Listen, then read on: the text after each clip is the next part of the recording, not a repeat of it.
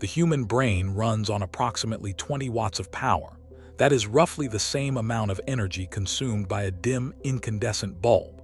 The most powerful supercomputers ever constructed, by contrast, draw tens of millions of watts, and most of that energy is spent simply preventing the machine from melting itself. The ratio between these two systems is somewhere near 1 million to 1. If the brain were merely a biological version of a silicon processor, performing the same general class of operations, that gap would be physically impossible. You cannot run the same kind of computation on 1/1,000,000th of the energy budget. The arithmetic simply does not work, which leaves only two possibilities. Either we have misunderstood what computation actually is at a fundamental level, or the brain is doing something entirely different from what our machines do. Something our hardware was never designed to replicate. The evidence, accumulated quietly over the last 2 decades, points strongly toward the second possibility. For more than half a century, the strategy for simulating the brain has been almost embarrassingly consistent. Add more transistors, increase clock speeds, stack more memory, trust that brute force will eventually close the distance. It has not closed. In fact, the more carefully we model the brain, the more obvious it becomes that the hardware is mismatched to the task in a way that no further engineering on the silicon side will ever fix. This is not a problem of speed, it is a problem of physics. The brain and the classical computer obey different physical rules, and until we build machines that follow the same rules as biology, a faithful simulation of the mind will remain out of reach. That situation is now beginning to change, and the shift is genuinely historic. Consider what we are actually trying to copy. The brain contains roughly 86 billion neurons. That number alone is staggering, but the neurons themselves are not where the complexity lives. The complexity lives in the connections. Each neuron forms thousands of links with others through structures called synapses. When researchers map this complete network of connections, what they call the connectome, the count reaches approximately 100 trillion distinct synaptic junctions. To put that in perspective, there are roughly 10 times more synaptic connections inside a single human brain than there are stars in the entire Milky Way galaxy. And these connections are not static. They are continuously rewriting themselves. Every second, hundreds of trillions of synapses are strengthening, weakening, or restructuring in response to chemical and electrical signals. The brain is not a circuit. It is a living network that never holds still. Simulating that kind of dynamic, fully parallel activity on a machine that fundamentally processes information one step at a time is a bit like trying to capture a hurricane using a sequence of still photographs. You can approximate it, but you will always miss the motion. The most ambitious classical attempt to face this challenge head-on was the Blue Brain Project, launched in 2005 at the École Polytechnique Fédérale de Lausanne. Its goal was to build a biologically detailed reconstruction of a mammalian brain from the ground up, using the most powerful supercomputers of the era. After years of work, the team succeeded in simulating a single neocortical column from a rat brain, a sliver of tissue containing about 30,000 neurons. To do that, they had to track every ion channel, every electrical spike, and every chemical gradient across all 30,000 cells in parallel. The computational cost was extraordinary, and that was 30,000 neurons. A human brain holds 86 billion. When researchers tried to estimate what it would take to scale the simulation to a full human brain at the same biological resolution, the requirements became effectively unreachable. You would need computational infrastructure on the scale of a heavy industrial facility just to store the data, let alone process it in anything close to real time. The classical approach had collided with a wall that no chip fabrication roadmap could dissolve. This wall became impossible to ignore in 2013. A team of Japanese researchers used the K supercomputer, then one of the most powerful machines on Earth, to attempt a simulation of 1 second of human brain activity. The model represented only about 1% of the full brain. When the calculation began, the K supercomputer required 40 minutes of processing time to generate that single second of neural activity. 40 minutes to recreate 1 second of biological thought at 1% scale. That is not a simulation in any meaningful sense. It is a painfully slow replay of a system running thousands of times faster than the computer attempting to capture it. More recent attempts have made measurable progress.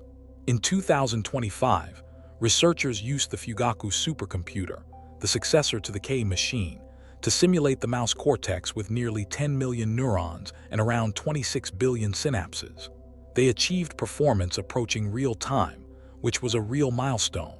But this was accomplished by aggressively simplifying the biological model and running it on hardware that cost billions of dollars to build. And even at that scale, the mouse cortex represents a fraction of the complexity of a human brain. Classical computing has made genuine gains, but the ceiling is still nowhere near high enough. The deeper issue is not just the number of neurons. It is the architecture.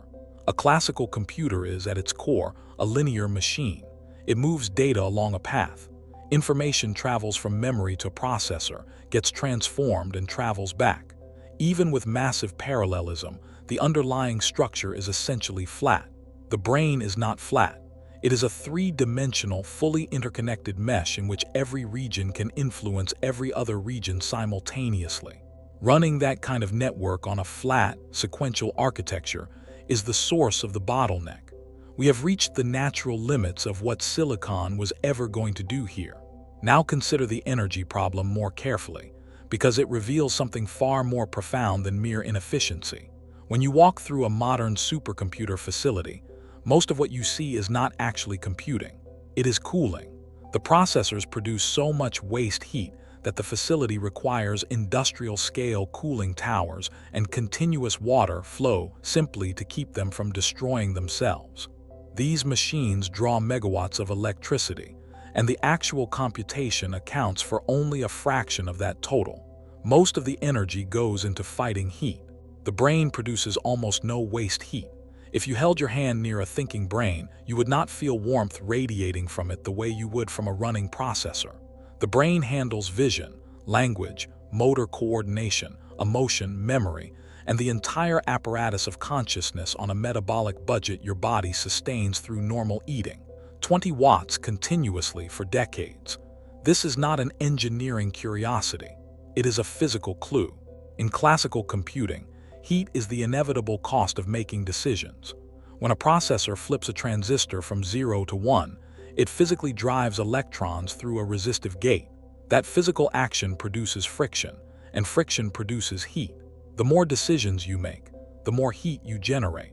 This relationship between computation and thermodynamics is formalized in something called Landor's principle, proposed by physicist Rolf Landor in 1961.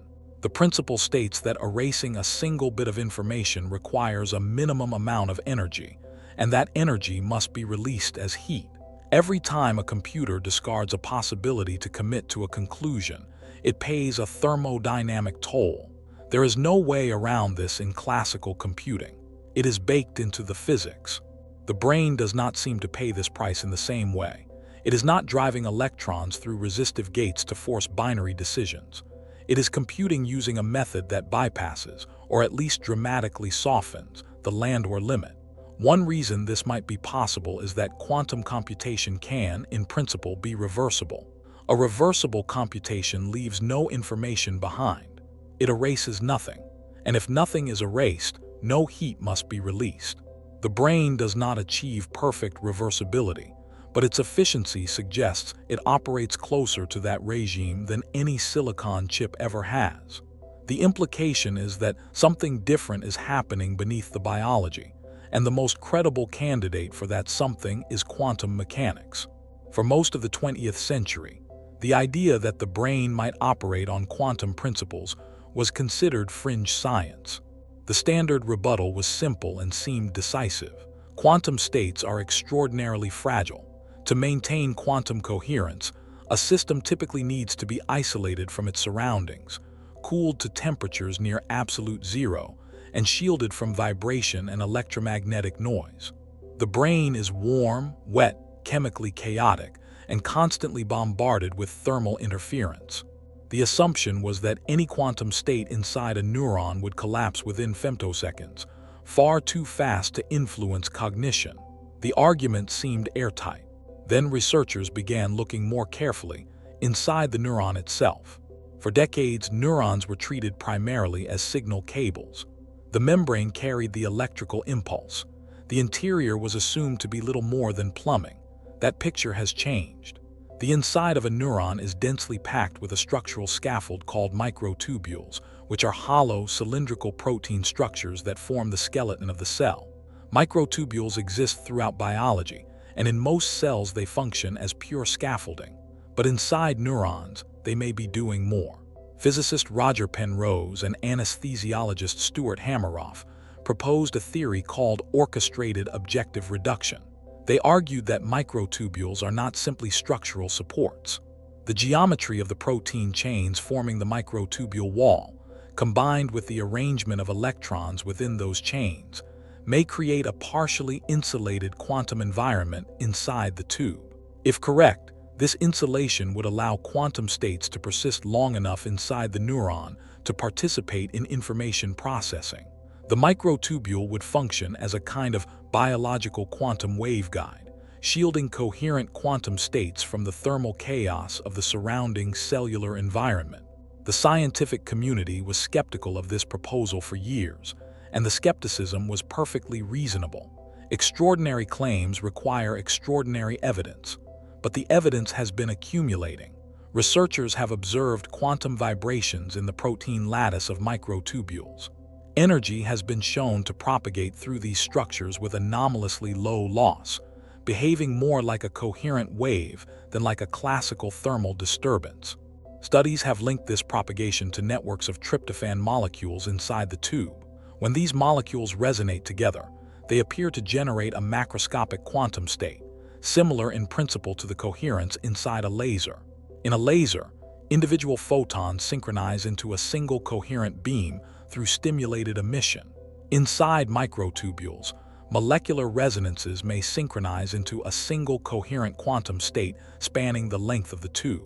This is not proof that the brain runs on quantum mechanics, but it is no longer dismissible as fantasy, and it changes the conversation about simulation entirely. If there is quantum processing happening inside neurons, even at limited scale, then a classical computer cannot faithfully replicate it. A binary switch cannot simulate a quantum superposition. These are not different speeds of the same process. They are different physical categories. A simulation that ignores the quantum layer of the brain is not a simulation of the brain. It is an approximation of certain statistical behaviors the brain produces, which is a very different thing. To understand how quantum computers offer a genuine path forward, it helps to understand what makes them physically different. A classical bit is always either 0 or 1 with no ambiguity. A quantum bit called a qubit can exist in a superposition of 0 and 1 simultaneously. This is not metaphor. It is physical reality. The qubit genuinely occupies both states at once until it is measured. When you combine multiple qubits, they can also become entangled. Entanglement means the state of one qubit is instantaneously correlated with the state of another, regardless of the physical distance between them. The qubits are no longer independent objects. They form a single unified quantum system. Measuring one immediately determines the other. This is where quantum computational power originates. When a classical machine searches for a solution, it explores possible answers one at a time or in parallel batches, but always moving through discrete states. When a quantum machine searches with qubits in superposition, it explores all possible solutions simultaneously through quantum interference. The probability amplitudes of wrong answers cancel one another out, while the amplitudes of correct answers reinforce each other. The computation does not guess and check. It converges on the answer through the physics of wave interference. For simulating physical systems like the brain, this matters in a decisive way. To model any physical system, you need to describe its energy state. In physics, that description is called the Hamiltonian. The Hamiltonian is essentially the energy fingerprint of a system, capturing how every component vibrates, interacts, and evolves through time. A single neuron has a Hamiltonian. A network of neurons has one of incomprehensible complexity. If you can accurately define the Hamiltonian and simulate how it evolves, you have simulated the system. When a classical computer tries to simulate a Hamiltonian, it must solve the mathematics explicitly, computing the differential equations that describe the evolution of the energy state step by step. As the system grows, these equations grow exponentially harder. At the scale of even a modest neural circuit, the classical computer effectively freezes. It is trying to describe every ripple in a pond by tracking every individual water molecule. A quantum computer does not try to solve the equation. It tries to become the equation. This is the concept of quantum simulation. You configure the qubits to obey the same physical laws that govern the neurons. You arrange the interactions between qubits to mirror the interactions between biological molecules. You are not calculating what the neuron will do. You are building a quantum replica of the neuron and observing what it does. The hardware and the simulation become the same thing. This idea traces back to Richard Feynman, who articulated it precisely in the early 1980s. He observed that nature is not classical. Nature is quantum. Therefore, if you want to simulate nature, you need a quantum machine. For 40 years, that prescription waited for hardware capable of fulfilling it. The practical bottleneck, until recently, was error. Qubits are extraordinarily sensitive to their environment. A stray magnetic field, a temperature fluctuation of a fraction of a degree, a cosmic ray slicing through the chip, any of these can flip a qubit from its intended state to an incorrect one. These are called quantum errors, and for years they accumulated faster than any algorithm could outrun. The machines were powerful in theory and unusable in practice. The field of quantum error correction existed to address this, but for most of its history it faced a cruel paradox. Adding more physical qubits to implement error correction also added more potential failure points. The system became noisier as it grew larger. You were patching errors at the bottom while introducing new ones at the top. This changed fundamentally in late 2024 with the announcement of Google's Willow quantum chip. Willow was not simply a faster quantum processor. It was a demonstration that the error correction paradox could finally be broken. By grouping physical qubits into logical qubits, clusters that collectively protect a single unit of quantum information, the team showed that the error rate decreased exponentially as more physical qubits were added to each logical group. For the first time, making the system larger made it more stable rather than less. Adding qubits suppressed errors instead of amplifying them. This is the turning point. It is the proof of concept that quantum computers can, in principle, maintain stable quantum states for the duration of a complex computation. For biological simulation, the implication is enormous. The brain sustains a continuous state of consciousness for decades. Simulating it requires a machine capable of holding coherent computation not for microseconds, but for minutes and eventually hours. The Willow result suggests that target is reachable. We are moving into an era where quantum algorithms can run long enough to observe how a digital neural network evolves and adapts over time. We can feed the simulation time-dependent data and watch it respond. We are no longer limited to capturing a single frozen snapshot of a brain state. We can press play. The most immediate practical application of all of this lies in medicine, specifically in the understanding and treatment of neurodegenerative disease. Conditions like Alzheimer's, Parkinson's, and Huntington's are not simply diseases of neural death. At their molecular foundation, they are diseases of geometry. The machinery of the nervous system depends on proteins, and proteins must fold into precise three-dimensional shapes to function. A protein begins life as a long chain of amino acids. To become active, the chain must collapse into a specific configuration determined by the interactions between its chemical groups. If it folds correctly, it does its job. If it misfolds, the resulting structure can become toxic, clumping into aggregates that slowly kill neurons over decades. Predicting how a protein will fold is one of the most computationally demanding problems in all of science. A modest-sized protein can, in principle, adopt more distinct conformations than there are atoms in the observable universe. A classical computer attacks the problem by guessing a configuration, calculating its energy, adjusting and guessing again. This brute force search is so slow that a supercomputer can take months to solve the structure of a single complex protein. The field shifted dramatically when DeepMind released AlphaFold, an artificial intelligence system trained on known protein structures that could predict folding with remarkable accuracy. But AlphaFold is fundamentally a pattern-matching engine. It works by learning from examples. For novel proteins without structural analogs in its training data, it struggles. And for simulating how misfolding actually unfolds dynamically under specific molecular conditions, it is the wrong tool. A quantum simulation approaches protein folding from physics rather than pattern recognition. In nature, a protein folds by settling into the configuration that minimizes its energy. The chain continuously samples different shapes and gravitates toward the state of lowest energy. A quantum computer can simulate this process directly. The qubits naturally settle into their own state of lowest energy through the physics of quantum mechanics, mirroring the physical process the protein actually undergoes. The computer does not search through possibilities. It physically enacts the folding. This allows for dramatically faster identification of stable structures, and crucially, for simulation of how proteins misfold under specific genetic mutations or chemical environments. Combine this capability with the concept of a digital twin, and the implications for medicine become concrete. Imagine scanning the molecular structure of a specific patient's brain, loading that data into a quantum processor tuned to reflect their unique neurochemistry. You have now created a sandbox replica of that individual's neurobiology. You can introduce a candidate drug molecule into the simulation and watch how it interacts with the misfolded proteins in real time. You can observe whether it interrupts the aggregation cascade.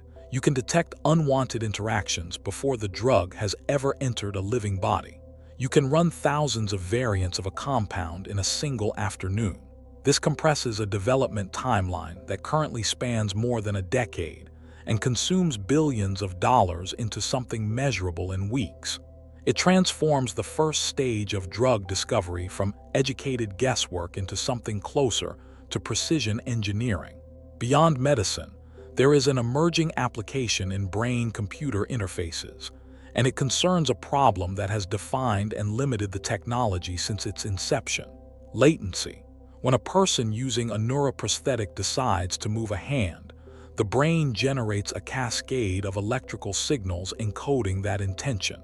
A classical computer receiving those signals must first filter the noise, then run a decoding algorithm to interpret the pattern, then generate a command, and finally transmit it to the motor. Each step takes time. The result is a noticeable delay between intention and action. The user does not feel the prosthetic as part of their body. They feel like they are operating a tool with their thoughts, which is a fundamentally different and less intuitive experience. Neural signals are not clean binary messages. They are probabilistic clouds of electrical activity distributed across many neurons simultaneously, riding on a background of biological noise. A classical decoder must wait until the signal achieves sufficient statistical clarity before committing to an interpretation. It discards ambiguity because ambiguity breaks the logic of binary decision-making. This waiting is where the delay lives. A quantum processor does not need to wait for ambiguity to resolve. A qubit can natively represent a probability distribution rather than forcing a signal into a binary category. The raw, noisy probability field of the neural signal can be mapped directly onto the qubits, which process the entire distribution at once. The quantum system can decode the user's intention before the biological signal has even fully propagated through the neural pathway. This speed difference is what separates a prosthetic that requires conscious effort to operate from one that responds as naturally as a biological limb. It is the difference between using a tool and having a body part. The implications extend much further than motor control. Motor signals are relatively simple because they encode specific muscle commands within a limited vocabulary. Abstract thoughts are not. When you visualize a face, that pattern is distributed across dozens of cortical regions simultaneously. The information is encoded in the correlations between regions, not in any single stream of data. Classical algorithms struggle to read this because the number of variables is too high and the correlations too subtle. A quantum system can analyze correlations across many brain regions in parallel, detecting the subtle synchronizations that represent specific memories, images, or concepts. This opens the possibility of decoding semantic thought directly, not merely motor intention. If the latency is low enough and the decoding accurate enough, the interface stops being an interface. The machine becomes a transparent extension of cognition. Communication ceases to require speech or gesture. The boundary between the biological mind and the digital processor becomes functionally invisible because information flows between them at biological speed. None of this is approaching its end point.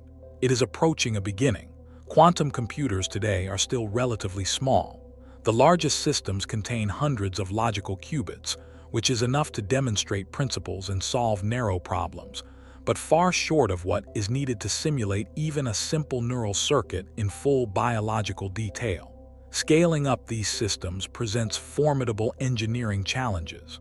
Maintaining quantum coherence across thousands or millions of qubits, while keeping error rates below the threshold required for accurate simulation, will demand years of incremental progress. This is not a technology that will displace classical computing overnight. The trajectory is toward hybrid architecture. Future computational systems will almost certainly combine classical and quantum processors in a division of labor that exploits the strengths of each. The classical processor will handle what it does best, the stable, structured logical framework of the computation. It will manage input and output, maintain the static map of the connectome, and handle the bookkeeping. The quantum coprocessor will handle what only it can do, the nonlinear, probabilistic, entangled simulation of dynamic neural activity. One system holds the skeleton, the other breathes life into it. This hybrid model is likely how the first real-time simulation of a cortical column will eventually be achieved. A cortical column is the basic repeating unit of the cerebral cortex, a cylindrical bundle of neurons about 2 millimeters tall and roughly half a millimeter in diameter, containing tens of thousands of cells organized into 6 distinct layers. It is the fundamental building block of higher cognition. Simulating a single column in real time with full biological fidelity would be a transformative milestone. It would give researchers a living model of the core computational unit of the human brain. From there, scaling to a hemisphere becomes a problem of engineering rather than of fundamental discovery. Beneath all of this lies a deeper question that cannot be deferred forever as the technology matures. It is the question of consciousness itself. If we build a quantum simulation of a human brain that accurately replicates the energy states, the protein dynamics, the firing patterns, and the quantum fluctuations of biological neural activity, what exactly have we built? Have we built a model that calculates data, or have we built something that experiences the calculation? This is what philosopher David Chalmers calls the hard problem of consciousness. The easy problems, in his terminology, are the ones solvable by good enough neuroscience. We can in principle explain how the eye encodes visual information, how the hippocampus consolidates memory, how the prefrontal cortex evaluates decisions. These are difficult engineering problems, but they are, in kind, no different from any other scientific problem. Build better tools, measure more precisely, and eventually you arrive at an explanation. The hard problem is different. It is the question of why any of that activity feels like something. Why does the specific pattern of activity associated with seeing red produce the subjective experience of redness? Why is there something it is like to be a brain? No equation in current physics answers this. There is no term in any Hamiltonian that corresponds to the feeling of sadness or the taste of sugar. The subjective dimension of experience lies outside the current scope of physical theory. Quantum mechanics offers an intriguing new angle on this problem. Integrated information theory, proposed by neuroscientist Giulio Tononi, argues that consciousness arises from the degree to which a system is irreducible. A conscious system is one in which the whole is more than the sum of its parts, where the interactions between components generate information that cannot be decomposed into the contributions of each component considered separately. The measure of this irreducibility is called phi. In a classical computer, components are separable. You can isolate one processor from another. Information flows between them, but each component is in principle describable independently. In a quantum computer, entangled qubits are not separable. They form a unified wave function. You cannot describe the state of one qubit without describing the state of the entire entangled system. This physical unity corresponds to a high degree of irreducibility. If integrated information theory is correct, an entangled quantum system would naturally tend to exhibit a non-zero value of phi. Whether that is sufficient for consciousness remains unknown, but it is a far more credible substrate for integrated information than anything classical computing provides. If this reasoning holds, then a sufficiently detailed quantum simulation of a brain might not merely model consciousness. It might instantiate it, and that possibility draws a boundary we have never before had to draw. If we create a quantum simulation of a human mind for the purpose of testing a drug, and that simulation generates signals consistent with pain, are we ethically obligated to treat those signals as meaningful? In a classical simulation, dismissing them as code is defensible. The classical computer is printing the words. The word pain and the state of pain are clearly different things. In a quantum simulation that is physically isomorphic to a brain in distress, the distinction becomes far less clear. The physical state of the machine may, in some morally relevant sense, be identical to the physical state of a person suffering. This is not a distant philosophical puzzle. It is an engineering deadline. As quantum simulations become more detailed and more biologically accurate, the scientific community will need a framework for evaluating the moral status of simulated systems before the technology makes the question urgent. We do not currently have such a framework. We do not even have consensus on what features of a physical system give rise to experience in the first place. What researchers do have is a clearer view of the road ahead than at any prior moment in this field. The barrier between quantum computing and biological reality is narrowing from both directions. Biologists are uncovering more evidence of quantum processes inside the cell. Engineers are building quantum systems that are more stable, more scalable, and more precisely controllable. The convergence is no longer theoretical. It is a sequence of concrete problems being solved one by one. Error correction was one of the central problems. The Willow chip addressed it in a decisive and unexpected way, demonstrating that the relationship between scale and stability in a quantum system can be engineered to be positive rather than destructive. That proof of concept removes one of the most fundamental arguments against scalable quantum computation. It does not mean the problem is fully solved at large scale. It means we now know the problem is solvable. Qubit coherence time is another central problem. The longer a qubit can maintain its quantum state, the more complex the computation it can participate in. Coherence times have been climbing steadily across different qubit architectures, including superconducting circuits, trapped ions, and photonic systems. Each architecture carries distinct strengths and weaknesses. Superconducting qubits are fast but require cooling to near absolute zero. Trapped ion qubits have longer coherence times but operate more slowly. Photonic qubits are naturally suited to communication, but harder to control precisely. The diversity of approaches is itself a sign of a field in rapid development, exploring the space of solutions rather than prematurely converging on a single path. The question of how many qubits a useful brain simulation requires is still open. Estimates depend heavily on how much the biological model is simplified and which aspects of neural function are prioritized. A simulation focused only on firing patterns of neurons, without modeling the quantum behavior of individual proteins, requires far fewer qubits than a full molecular scale simulation. The most useful early simulations will probably begin at the more abstracted level and gain resolution as hardware improves. What can be learned from such simulations, even at reduced resolution, has the potential to transform our understanding of the brain. Computational neuroscience has always been limited by the fact that we cannot observe a living brain at full resolution and full speed simultaneously. Functional magnetic resonance imaging averages over millions of neurons and measures activity on the scale of seconds. Electrode recordings from individual neurons give us high resolution, but only within a tiny window of tissue. A real-time simulation provides a platform where you can observe every component at full resolution and full speed.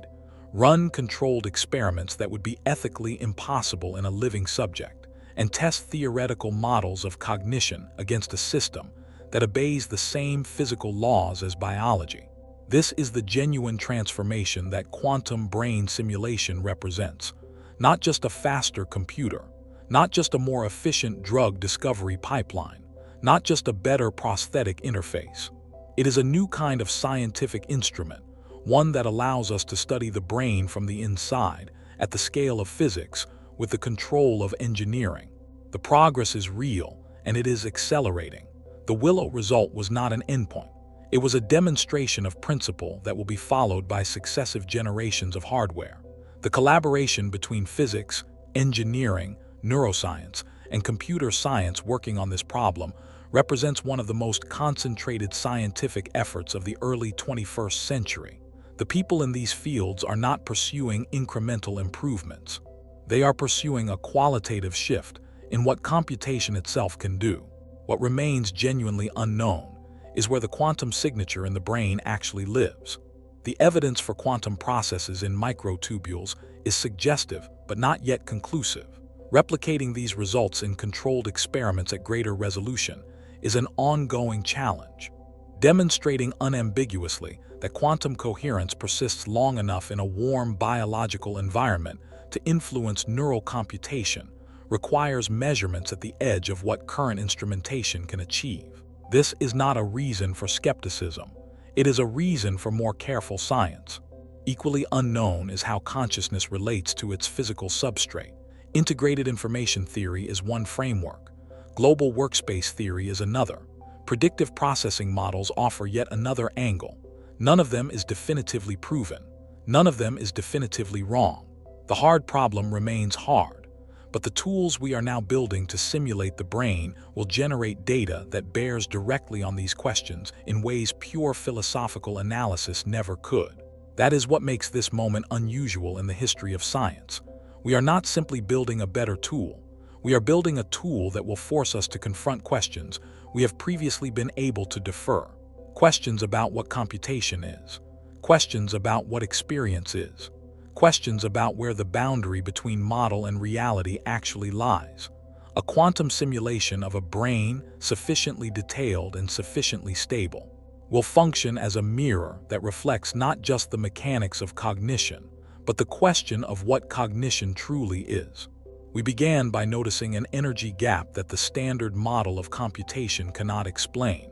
A 20-watt brain outperforming a multi-megawatt supercomputer at the task of being itself. That gap was the first signal that the classical framework was missing something essential.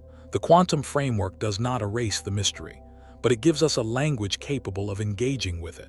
The brain speaks in probability, superposition, and entanglement. For the first time, we are building machines that speak the same language. Whether that shared language will eventually allow us to hear what the brain is actually saying about the nature of mind remains an open question. And the fact that it remains open, that the science is still alive with uncertainty and possibility, is precisely what makes the coming decade of this research worth following closely. If these ideas captured your attention, consider subscribing, because the territory ahead is even more interesting than the ground we have just covered. To appreciate why quantum mechanics is the appropriate language for the brain, it helps to recognize the scale at which biology actually operates. We tend to think of biology as chemistry, and chemistry as something that happens at a level comfortably above quantum physics. That picture is incorrect.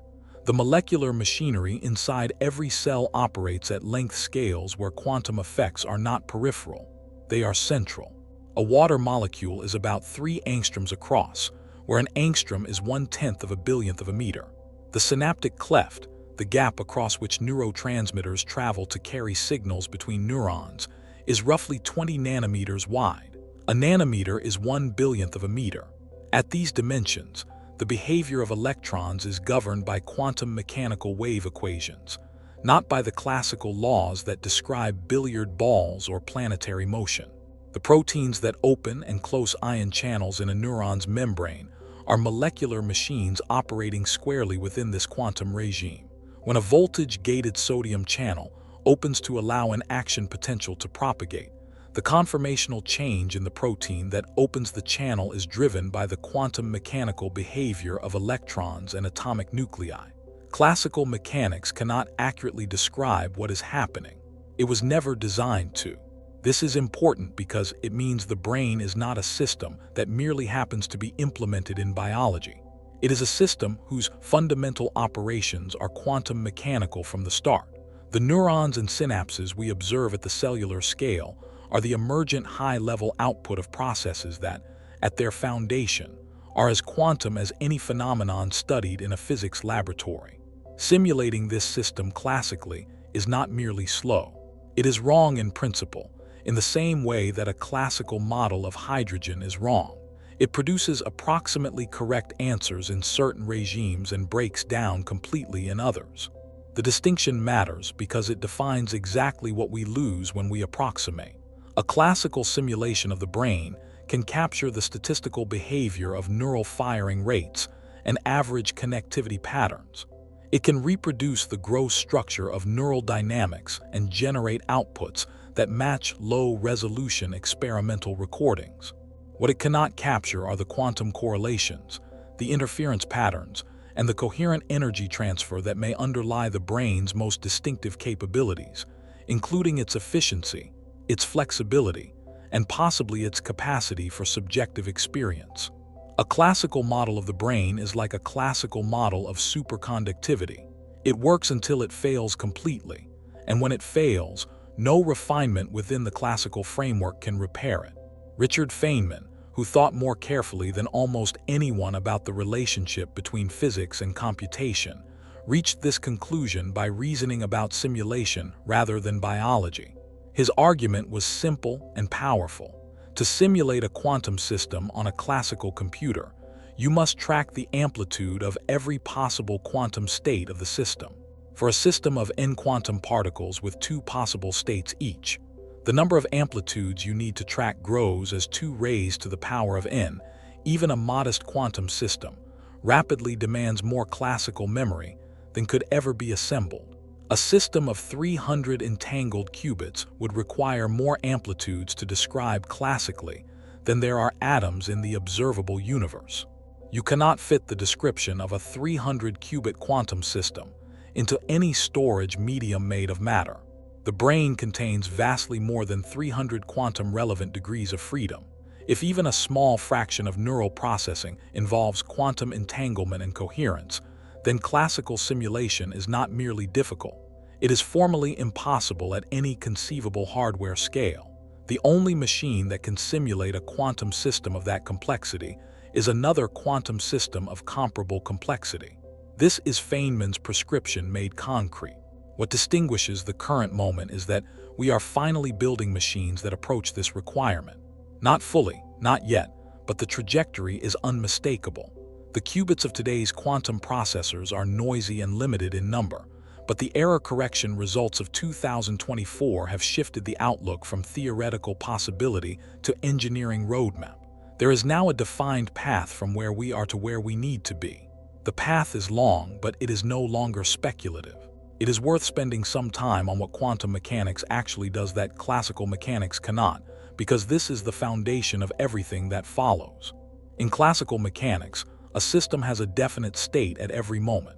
A billiard ball is at a specific position, moving in a specific direction, with a specific energy.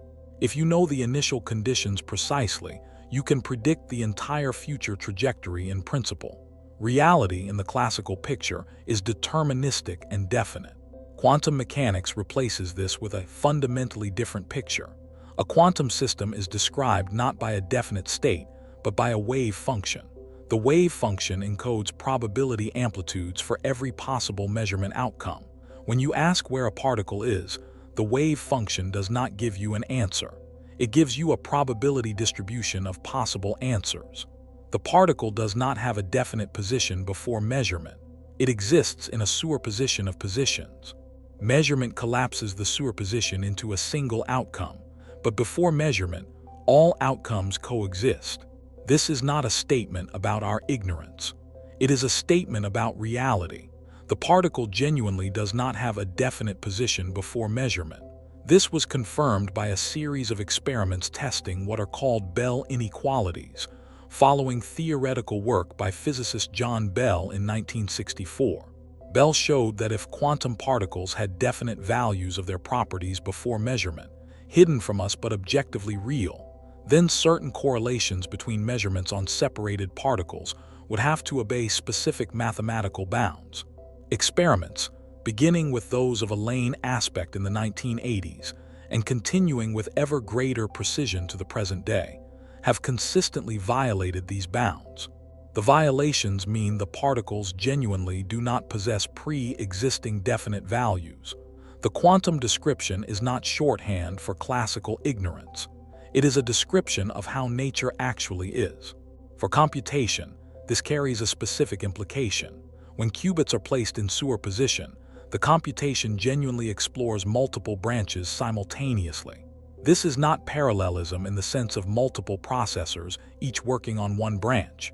It is the exploration of multiple branches within a single physical system, governed by the mathematics of quantum interference. Wrong answers interfere destructively and cancel. Right answers interfere constructively and emerge. This is fundamentally different from anything a classical system can do, because a classical system can only follow one branch of possibility at a time, even when it has many processors running in parallel. For simulating physical systems, including the brain, this means a quantum computer can evolve the simulation through time using the same equations that govern the actual physics. The qubits enact the Hamiltonian rather than computing its consequences numerically. The simulation does not fall behind the reality it is modeling because it is running the same physics. Quantum simulation is qualitatively different from classical simulation. It is not faster, it is more accurate. It does not approximate the physics, it performs it. The coherence that makes this possible is also what makes it difficult to engineer. Quantum coherence, the property by which different possible states of a quantum system maintain fixed phase relationships and therefore interfere with each other, is destroyed by interaction with the environment. Any coupling between the quantum system and its surroundings causes the superposition to leak information into the environment, and the quantum state collapses toward a classical mixture of possibilities. This process is called decoherence, and it is the central engineering challenge of quantum computing. In the laboratory, decoherence is fought by isolating the quantum processor from its environment as thoroughly as possible. Superconducting qubit chips are cooled to temperatures around 15 millikelvin, colder than the depths of outer space, to suppress thermal vibrations. They are shielded from electromagnetic radiation. The control signals sent to the qubits are designed to minimize unintended coupling. Even with all these precautions, the coherence time of individual qubits is limited to microseconds, or in the best systems, milliseconds. In the brain, the environment is the opposite of a carefully isolated quantum laboratory. The temperature is around 310 Kelvin, near thermal equilibrium. The cell is filled with water, an aggressive source of decoherence because water molecules are polar and constantly interact with charged molecules. The cell membrane is subject to continuous mechanical vibration. And yet, as we have seen, quantum effects in biological systems have been observed. This apparent contradiction, quantum coherence surviving in a warm, wet environment, has become one of the most fascinating open questions in biophysics. The resolution may lie in the time scales involved. Decoherence in biological molecules occurs extremely fast, often within femtoseconds. But the relevant biological processes, such as energy transfer in photosynthesis or conformational changes in ion channels, also occur on femtosecond time scales. The quantum coherence does not need to survive for long. It needs to survive just long enough to influence the next step in the biological process. If the chemical reaction completes faster than the coherence decays, the quantum effect has done its work. The warm, wet environment that seems hostile to quantum mechanics may be irrelevant if the quantum events finish before the environment can disrupt them. This is why the analogy between quantum computers and quantum biology is imperfect but illuminating. A quantum computer is engineered to maintain coherence across millions or billions of gate operations. A biological system uses quantum effects for a single fast step and then allows decoherence to proceed. The strategies differ, but the underlying physics is the same. Both exploit the wave nature of matter to accomplish something that would be impossible if reality were purely classical. Understanding this distinction clarifies what a quantum simulation of the brain is actually trying to achieve. The goal is not to build a machine that maintains quantum coherence in the same way the brain does, at the same temperature, with the same noise profile. The goal is to build a machine whose quantum dynamics are governed by the same Hamiltonian as the brain's. The hardware can be very different from the biology, as long as the underlying mathematics is the same. This is why superconducting circuits cooled to 15 millikelvin can, in principle, simulate a warm biological system. The physics of the simulation is what matters, not the physical substrate. This principle of substrate independence is one of the most profound ideas in the theory of computation. A computation is defined by its logical structure, not by the physical system carrying it out. The same computation can run on silicon transistors, vacuum tubes, mechanical gears, or quantum circuits. What distinguishes quantum from classical computation is not the hardware. It is the class of logical operations the hardware can natively perform. A quantum processor can natively perform operations impossible on any classical machine, regardless of how fast that classical machine runs. This is the boundary that matters. For brain simulation, the relevant native operations are quantum simulations of physical Hamiltonians. A classical processor cannot perform these operations natively. It can only approximate them through numerical methods that become exponentially expensive as the system grows. A quantum processor performs them directly. This is not a matter of degree. It is a matter of category. The implication is that a quantum simulation of the brain is not just a better version of what classical simulators have attempted. It is a different kind of thing entirely. Classical brain simulations are models in the conventional scientific sense. They are mathematical descriptions of how we believe the system behaves, encoded in computational form. A quantum simulation of the brain aspires to be a physical instantiation of the brain's dynamics, not a description of what the brain does, but an enactment of it. The language of the simulation and the language of the biology are the same language. Returning to the connectome, it is worth thinking about what it means to simulate it properly. The connectome is the complete map of neural connections in a brain. For a human brain, this map is enormously complex, but mapping the connections, knowing which neuron is connected to which other neuron and with what synaptic strength, is only the beginning. The map is static. The brain is dynamic. To simulate the brain, you need to not only know the architecture, but to model how activity propagates through that architecture in real time, how synaptic strengths change in response to activity, how neuromodulatory signals globally alter the processing of local circuits, and how all of these processes interact simultaneously across the whole network. The first complete connectome ever mapped at the level of individual neurons and synapses was that of Caenorhabditis elegans, a tiny roundworm with 302 neurons and approximately 7,000 synapses.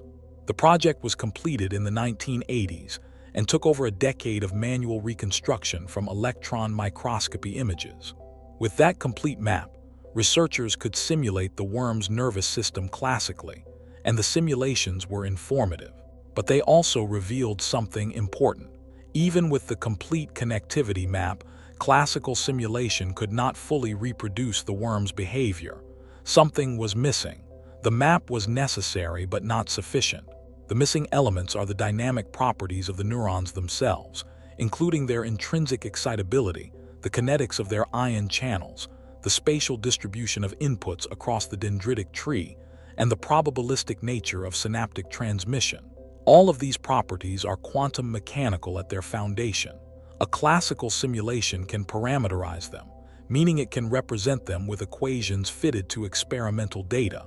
But parameterization is not simulation. It replaces the physics with a model of the physics, and the model is always an approximation. The approximation is acceptable for some purposes. For others, particularly those involving the subtle quantum effects that may underlie phenomena like memory consolidation and consciousness, the approximation may discard exactly the information that matters. The Human Connectome Project, launched in 2009 with funding from the United States National Institutes of Health, set out to map the large-scale connectivity structure of the human brain using diffusion magnetic resonance imaging tractography. This technique traces the pathways of white matter fiber bundles connecting different brain regions. It does not resolve individual neurons and synapses, but it provides a macro-scale map of interregional connectivity. This macro-scale connectome has been used to build computational models that capture some aspects of large-scale brain dynamics, including the resting state patterns of correlated activity seen in functional magnetic resonance imaging. These models have generated useful insights. They have helped identify which patterns of connectivity are associated with different cognitive states. They have provided frameworks for understanding how brain lesions disrupt cognition based on the structural role of the damaged region in the connectivity network. But they cannot simulate the neural activity itself. They model statistical patterns at a spatial and temporal resolution far coarser than the actual neural dynamics. They are maps, not territories. The territory requires knowing what is happening at the synapse, at the ion channel, at the protein level, and at each of those levels. The relevant physics is quantum mechanical. This is why the two research programs, classical large-scale connectome modeling and quantum simulation of neural dynamics, are not competing with each other. They are addressing different levels of description that will ultimately need to be integrated. The macro-scale connectome provides the architectural blueprint. The quantum simulation provides the means to execute the blueprint faithfully. There is also a dimension of this problem that is rarely discussed: the role of glial cells. For most of the history of neuroscience, glial cells were considered the support staff of the brain, providing structural scaffolding, supplying nutrients to neurons, and maintaining the ionic environment that allows neurons to fire. They were thought of as passive. Research over the past 2 decades has overturned this picture substantially. Glial cells, particularly the astrocytes, are now understood to actively participate in neural signaling. Astrocytes form intimate contacts with synapses. A single human astrocyte can enwrap as many as 2 million synapses. At each synapse, the astrocyte monitors the chemical environment and releases its own signaling molecules, called gliotransmitters, which modulate synaptic strength. Astrocytes also propagate calcium waves that travel through networks of connected astrocytes at speeds and over distances that are relevant to neural computation. The brain has roughly as many astrocytes as it has neurons. A simulation that ignores astrocytes is ignoring half the computational substrate. Including astrocytes in a brain simulation adds a layer of complexity that further highlights the inadequacy of classical approaches. The calcium dynamics inside an astrocyte involve the same quantum mechanical protein behaviors that govern ion channel opening in neurons. The release of gliotransmitters involves the same quantum-level conformational changes in molecular machines. A complete simulation must simulate not just the neurons, but the entire cellular ecosystem of the brain. Quantum hardware capable of simulating the full molecular dynamics of a single synapse, including the presynaptic terminal, the synaptic cleft, the postsynaptic density, and the surrounding astrocytic processes, would already be a scientific instrument of extraordinary power. A simulation covering the full brain remains a longer-term goal.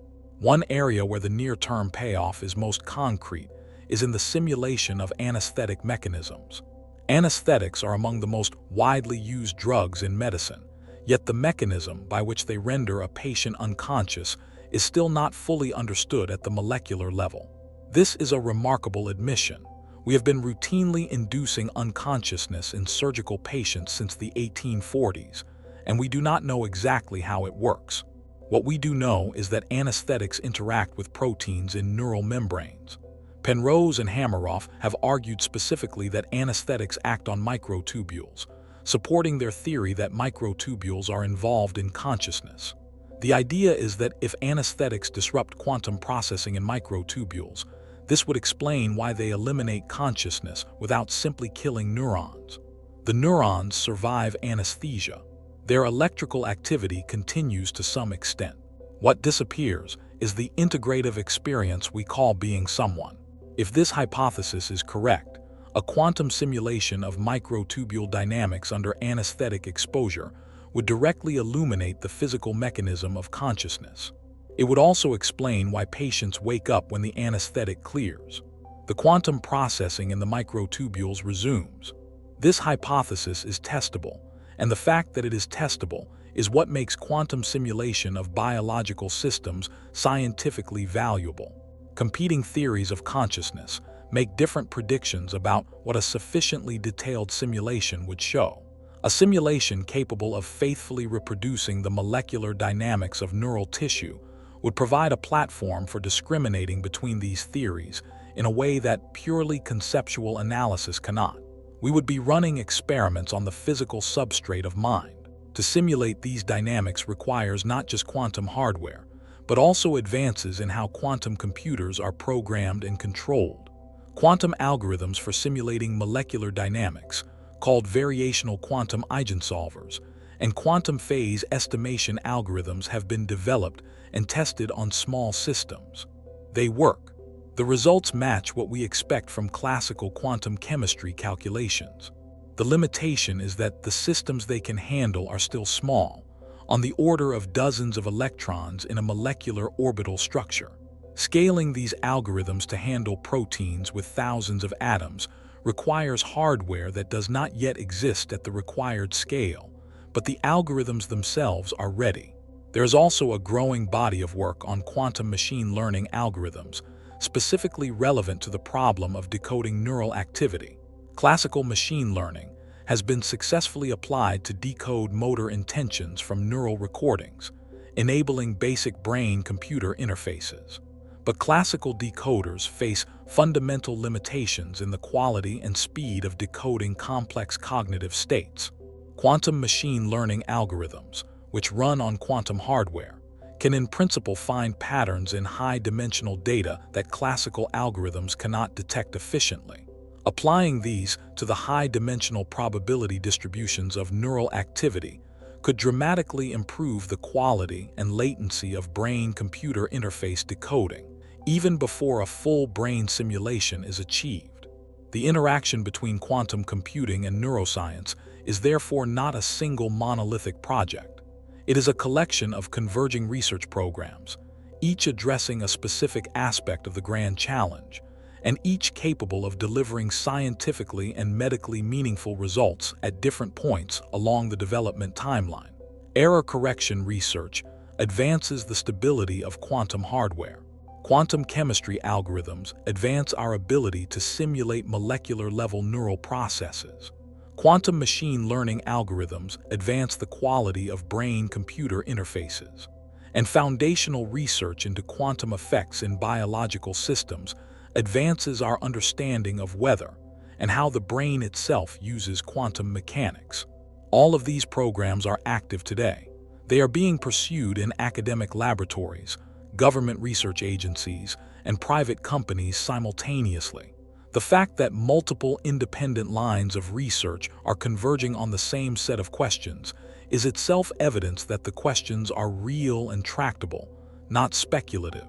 There is one more dimension of this topic that deserves careful attention, and it concerns the distinction between artificial intelligence and what might be called neuromorphic quantum intelligence.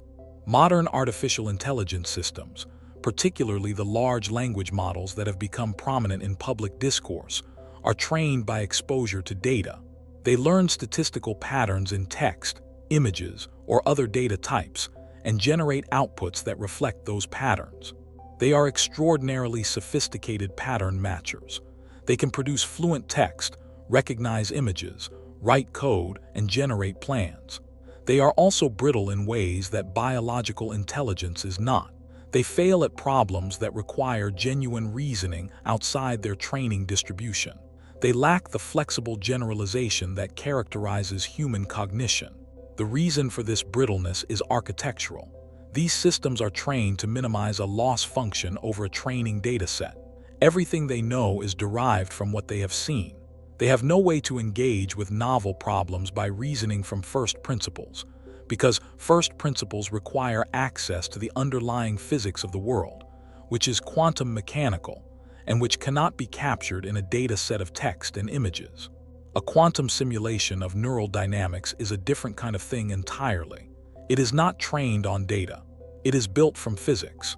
Its behavior emerges from the same equations that govern the behavior of the actual biological system it is modeled on.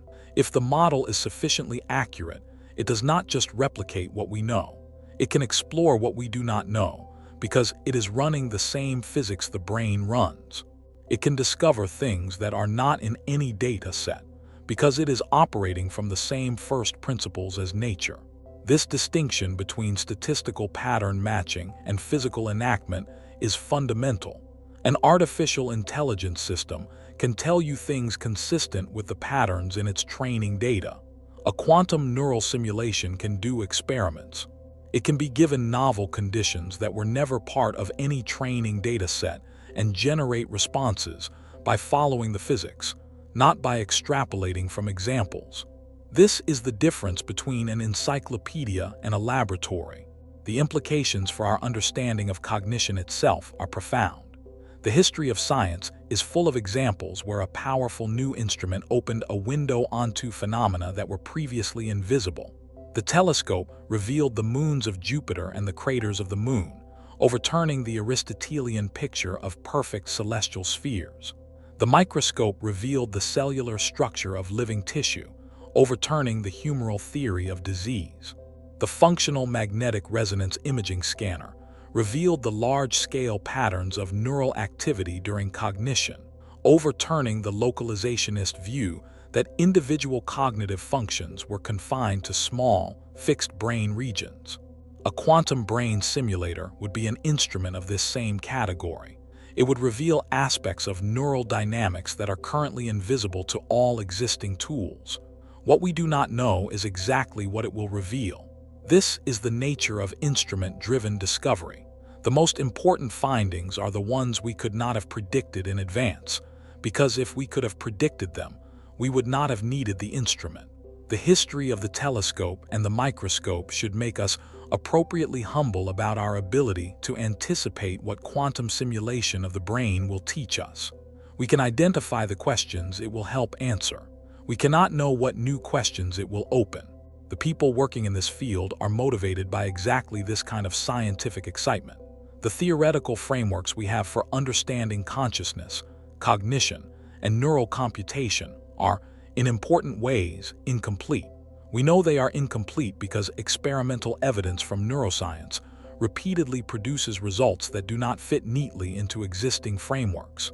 Animals display behavioral flexibility that does not fit simple stimulus-response models. Human cognition displays contextual sensitivity that does not fit rule-based models.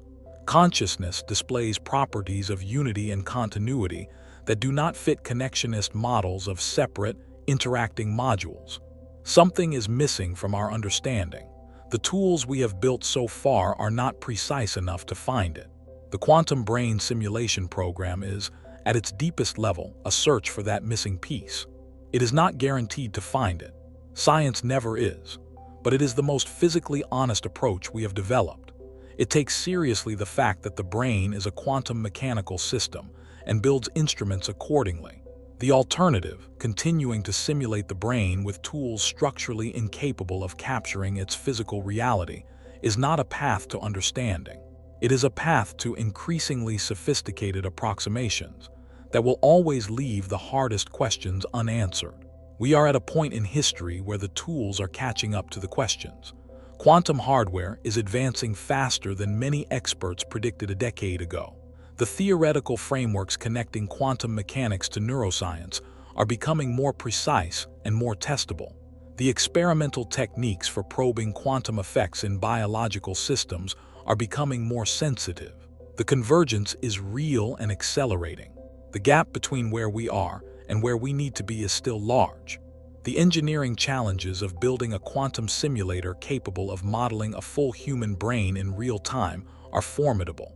The scientific challenges of understanding how to parameterize such a simulation, how to validate its outputs, and how to extract meaningful conclusions from it are equally formidable. No one working seriously in this field believes the problem will be solved in the next few years. But no one working seriously in this field believes it will remain unsolvable indefinitely. What the field believes, with increasing confidence, is that the approach is correct. Quantum simulation is the right framework for understanding the brain. The discrepancy between classical computational approaches and biological reality is not a gap to be closed by more engineering. It is a fundamental signal that the physical foundation must be rethought. And rethinking that foundation, building computers that speak the language of physics rather than the language of binary logic, is among the most important engineering projects of the coming decades. We began with the observation that the brain and the classical computer are running on different physics. We have traced that observation through the biology of the neuron, the thermodynamics of computation, the quantum behavior of biological molecules, the architecture of quantum processors, the breakthrough in error correction, and the applications ranging from drug discovery to brain-computer interfaces to the fundamental question of consciousness. Each step in that journey has reinforced the same conclusion. The brain is a quantum system. To understand it, we need quantum tools. And for the first time in the history of science, those tools are within reach. What happens when we build them will reshape not just neuroscience and medicine, but our deepest understanding of what minds are, what matter can do, and what it means to think. These are not small questions. They are the questions that have animated philosophy and science for centuries. The fact that they are now approaching the domain of experiment, that we may within our lifetimes build machines capable of generating data that bears directly on these questions, is extraordinary. The universe is made of quantum mechanics. The brain is made of the universe. And we are finally building computers made of the same physics as both. To understand where the technology goes from here, it helps to look at the specific milestones researchers are working toward and the order in which they are likely to be achieved. The progression is not random. It follows the logic of the underlying physics and the constraints of what hardware can currently do. The first milestone, already being achieved in laboratory settings, is demonstrating quantum advantage for specific quantum chemistry problems relevant to biology. Quantum advantage means showing that a quantum computer can solve a problem that is beyond the practical reach of any classical computer, regardless of how long the classical machine is allowed to run. For quantum chemistry, the target problems involve calculating the ground state energy of molecular systems, the same calculation that underlies protein folding and drug receptor binding. The variational quantum eigensolver algorithm has been used to calculate the ground state energies of small molecules like hydrogen and lithium hydride on existing quantum hardware. These are systems with a handful of electrons. The near-term goal is to scale these calculations to molecules with dozens or hundreds of electrons, the regime relevant to the active sites of biological proteins. The second milestone is demonstrating quantum simulation of a biologically realistic ion channel. Ion channels are the molecular switches of the nervous system. They are transmembrane proteins that open and close in response to voltage or chemical signals, allowing specific ions to flow across the cell membrane. This flow of ions generates the electrical signals neurons use to communicate. An ion channel is small enough, on the order of a few hundred amino acids, to be within reach of near-term quantum simulation. Accurate simulation of an ion channel would be directly valuable because many neurological diseases are caused by mutations in ion channel genes, and many drugs work by blocking or modulating ion channel activity. The third milestone is quantum simulation of a synaptic release event. When a nerve impulse reaches the end of an axon, it triggers the release of neurotransmitter molecules from small vesicles into the synaptic cleft. This process involves a cascade of molecular events, including the activation of voltage-gated calcium channels, the binding of calcium ions to proteins called snares, the conformational change of the snare complex that pulls the vesicle membrane into contact with the cell membrane, and the fusion of the two membranes that releases the neurotransmitters. Each step involves quantum mechanical processes in proteins. A quantum simulation of a single synaptic release event would be a landmark achievement because it would provide, for the first time, a physically accurate picture of how the most fundamental unit of neural communication actually works. Beyond these specific milestones, broader architectural developments in quantum computing will enable larger-scale neural simulations.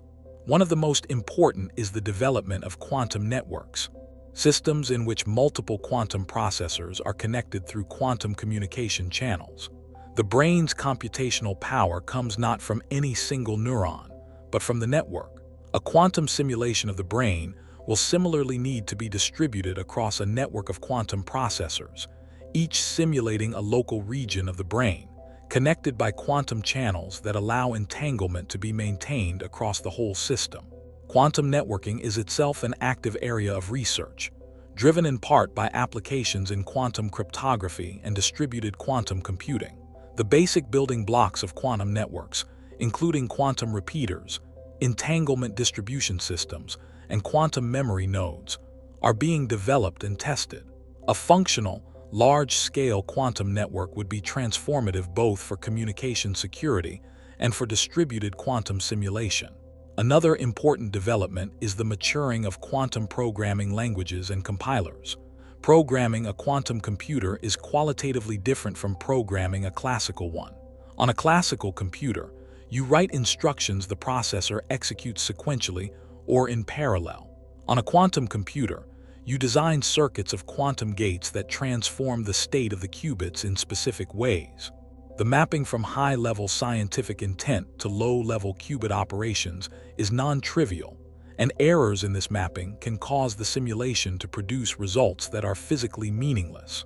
Quantum programming languages like Qiskit, Cirq, and Penny Lane are being developed to make this process more tractable, and quantum compilers that optimize circuits for specific hardware architectures are becoming increasingly sophisticated. These software tools are as important as the hardware, because without them, the hardware cannot be effectively used. The question of validation is also central. When we build a quantum simulation of a neural system, how do we know it is correct?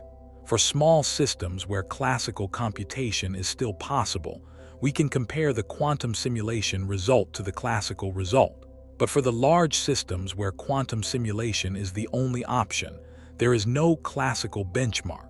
Validating a quantum simulation of a neural circuit that is beyond classical computation requires new experimental strategies. One approach is to make predictions from the simulation and test them against experiment, comparing the simulation's output to recordings from real neural tissue. Another approach is to use mathematical properties of quantum systems, such as conserved quantities, to verify that the simulation is behaving correctly internally. Developing these validation methodologies is an active area of research that runs parallel to the hardware and algorithm development. There is also an emerging field that connects quantum biology directly to quantum computing in a feedback loop.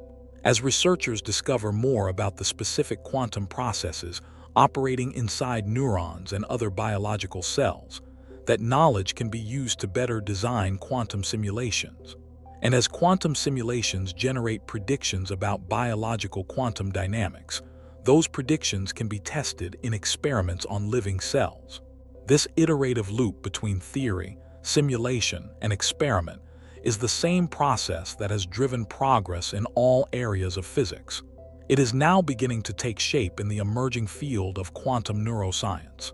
The researchers at the forefront of this field come from extraordinarily different backgrounds. Quantum physicists who have spent careers understanding the behavior of superconducting circuits, or trapped ions, are collaborating with neuroscientists who have spent careers recording neural activity in living animals. Chemists who understand protein folding are working with computer scientists who design quantum algorithms. The collaboration across these disciplines is not always easy. The languages are different, the time scales are different, the culture of progress is different, but the convergence is real and productive. One of the clearest signs of the seriousness with which the scientific community is treating this convergence is the level of investment from both public funding agencies and private enterprise. The United States Department of Energy has funded quantum simulation programs specifically aimed at biological applications. The European Union's quantum flagship program has included quantum simulation of complex systems as a priority area. Private companies including Google, IBM, Microsoft, and a growing ecosystem of quantum startups have all made quantum simulation a central part of their roadmaps. The involvement of commercial entities reflects a recognition that the applications of quantum simulation are not limited to pure scientific understanding. Drug discovery is a trillion-dollar industry genuinely limited by the accuracy and speed of molecular simulation. Brain-computer interfaces are a rapidly growing field genuinely limited by decoding latency. Neurological diseases affect hundreds of millions of people worldwide and represent an enormous unmet medical need. The commercial incentives are aligned with the scientific goals in a way that is relatively rare in science and technology. This alignment accelerates progress. It also creates challenges. Commercial timelines favor results that can be demonstrated quickly and monetized in the near term. Scientific understanding of consciousness and fundamental quantum biology operates on time scales incompatible with quarterly earnings cycles.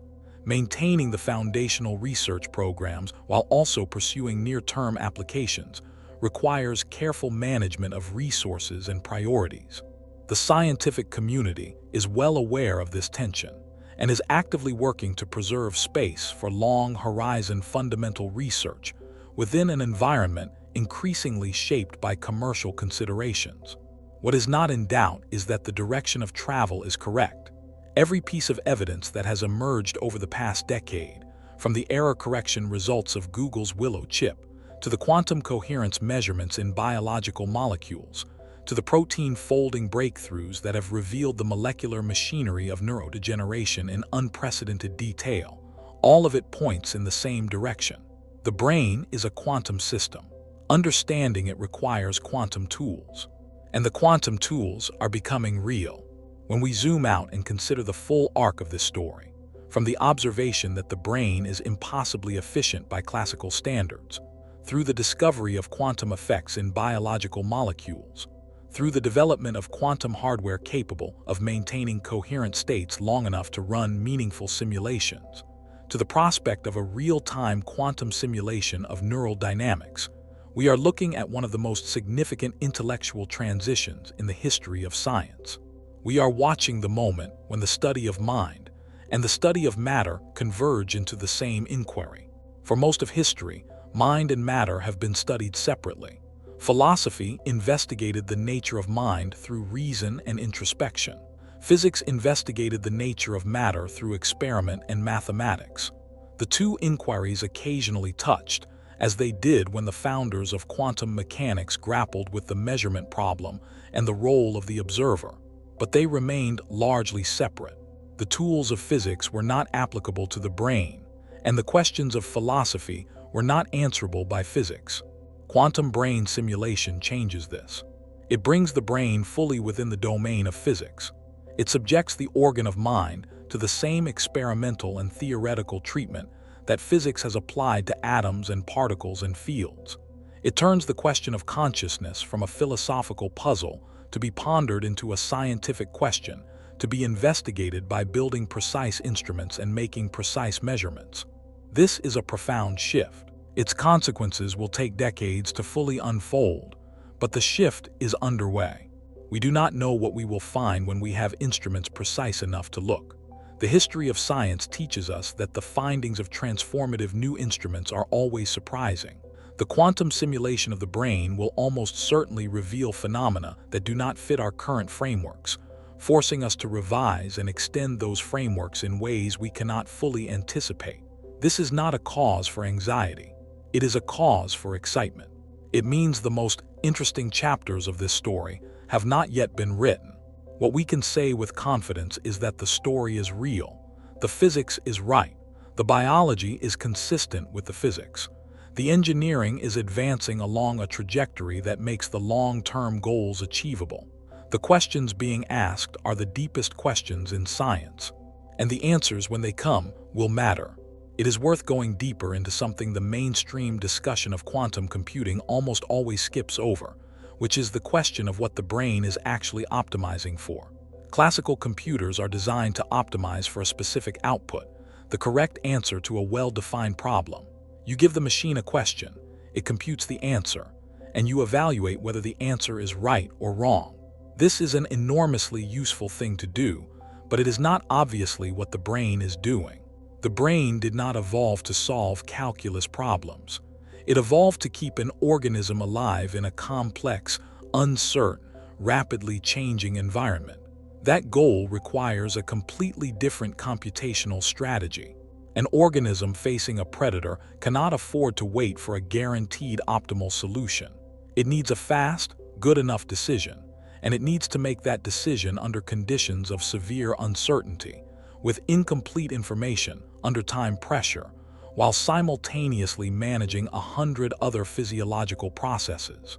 The brain's architecture reflects these constraints at every level. One of the most striking features of neural processing that reflects this imperative is predictive coding. The prevailing model of visual processing used to be feed-forward.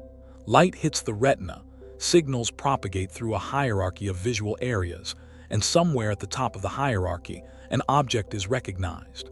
This model is wrong, or at least deeply incomplete. The brain's visual system is not primarily a bottom-up signal processor. It is a prediction machine. At every level of the visual hierarchy, higher brain areas are sending predictions downward, anticipating what the lower areas are about to signal based on prior experience and current context. The lower areas compare the incoming sensory signal with the prediction from above. If the signal matches the prediction, almost nothing happens. If the signal deviates from the prediction, a prediction error is sent upward. Only the unexpected, the things that violate the brain's model of the world, generate strong neural activity. The brain is running a constant simulation of its environment and updating that simulation based on deviations from prediction. This predictive coding framework means the brain is not primarily processing reality. It is constructing a model of reality, verifying it against incoming data, and updating it when wrong. The subjective experience of perceiving the world is, in this framework, largely a simulation generated by the brain's internal model, with sensory data serving mainly as error signals that correct the simulation when it goes off course. This is a radical reconceptualization of perception, and it has profound implications for what a brain simulation must reproduce.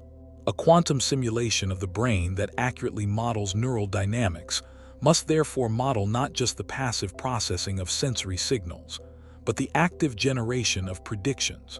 It must model how prior experience shapes the expectations projected downward from higher to lower brain areas. It must model how prediction errors propagate upward, and how they update the internal model. This is a much richer computational picture than the simple feed-forward circuit diagrams that dominated neuroscience for decades. And it is a picture that maps naturally onto the quantum mechanical framework, because quantum mechanics is itself a theory about probabilities and their updates in response to measurement.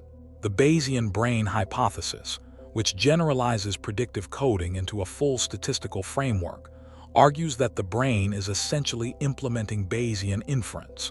Given a prior distribution over possible states of the world, and incoming sensory data, the brain computes the posterior distribution, the updated probability distribution over world states given the data. This is optimal inference under uncertainty.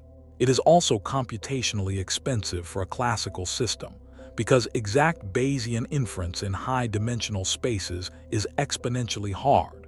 The brain must be implementing some efficient approximation. Understanding what approximation the brain uses and whether it involves quantum mechanical sampling is an active area of research. One intriguing hypothesis is that the brain implements approximate Bayesian inference using quantum sampling. Quantum systems naturally sample from probability distributions defined by their wave functions.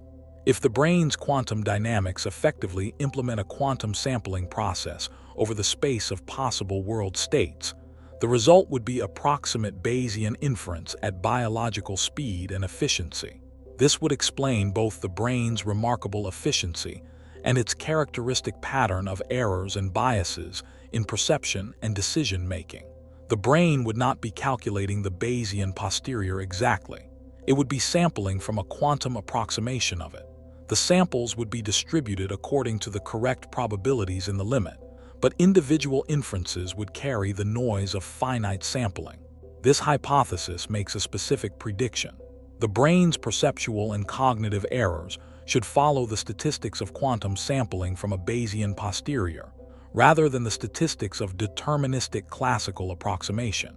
Testing this prediction requires experiments that measure the statistics of perceptual decisions with enough precision to distinguish the two, and quantum simulations that can generate quantitative predictions about what those statistics should look like. This is at the frontier of current research. If the hypothesis is correct, it would mean the brain's architecture is not just efficient in an engineering sense. It is optimal in a physical sense. It is the most efficient possible way to implement probabilistic inference given the physical resources available to it. Evolution, which is itself a process of optimizing fitness over millions of generations, may have discovered the quantum mechanical foundation of optimal inference and built it into every neuron.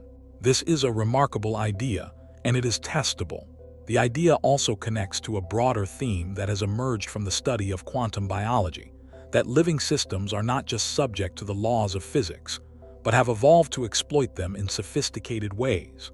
Photosynthesis uses quantum coherence to route energy efficiently from light harvesting complexes to the reaction center.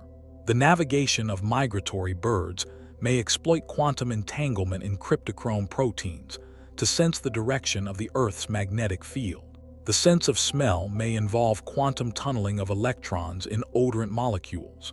In each of these cases, evolution has not been limited to the crude material of classical mechanics. It has dug down to the quantum level and found mechanisms of efficiency and sensitivity that classical processes cannot match. The brain, as the most complex biological organ and the one subject to the most intense selection pressure, should be expected to have exploited quantum mechanics more extensively and more sophisticatedly than any other biological system. The evidence is accumulating that it has. The quantum simulation program is designed to follow that evidence wherever it leads. There is a philosophical dimension to all of this that is worth pausing on, not because philosophy can resolve the scientific questions, but because it helps clarify what is genuinely at stake. The question of whether a quantum simulation of a brain would be conscious is not just a question about the simulation. It is a question about the nature of consciousness itself.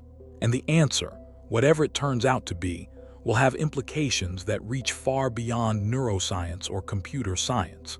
If consciousness is a purely physical phenomenon that arises from specific patterns of quantum information processing, then in principle it could arise in any physical system that implements those patterns, biological or not.